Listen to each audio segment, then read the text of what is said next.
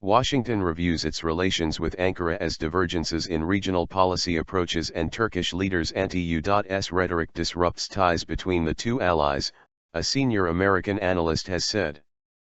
Turkey-U.S. relations feels like a marriage that has gotten a little old. It is not a real love affair anymore, Michael Werz, senior fellow at U.S. think tank Center for American Progress, told Daily Hürriyet.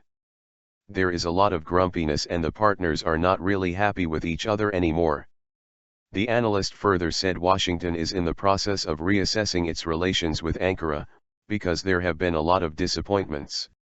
Ankara's refusal to allow the U.S. to use İncirlik Air Base is of great concern to American military planners and seems like the top priority issue at the table right now, according to Werz.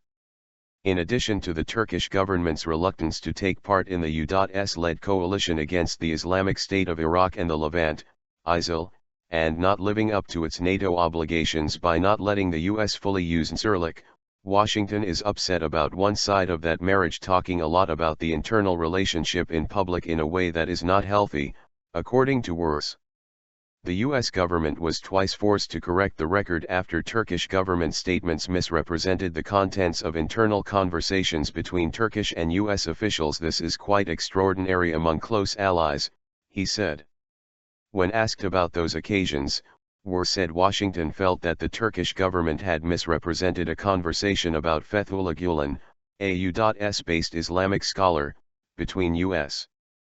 President Barack Obama and President Recep Tayyip Erdogan, who was prime minister at the time. This was a strong indicator that trust is eroding, that the Turkish side was changing the transcript, so to speak. That is one reason, along with real policy disagreements, why people within the U.S. government and the Washington think tank community have begun to reassess the U.S.-Turkey partnership, he stated. Werz also suggested that Erdogan's constant attacks on the role of the U.S. in the region further disrupts the two countries' relationship, also recalling Erdogan's vocal criticism of former U.S. Ambassador Frank Ricciardone, who he even threatened to expel from Turkey in late 2013.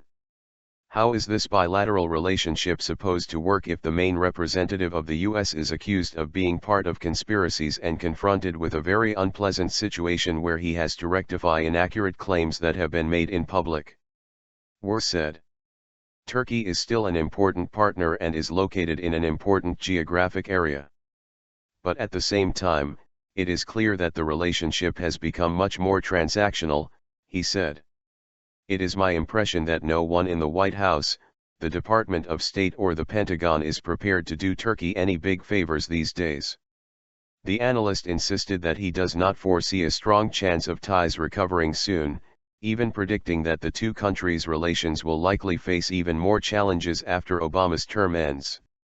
Whether it is Hillary Clinton or a Republican president, we can expect the next U.S. administration will be tougher on Turkey than it is now, he said.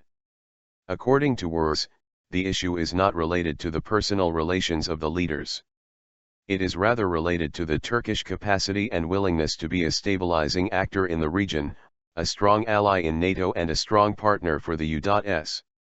He further emphasized that there were three instances that have eroded trust in Turkish capacity, namely how the Gezi Park demonstrations were handled, misreading the situation in Mosul where 49 Turkish consulate staff were kidnapped by ISIL, and the Kobane row, in which Turkey looked reluctant to allocate any capacity to save the town from ISIL.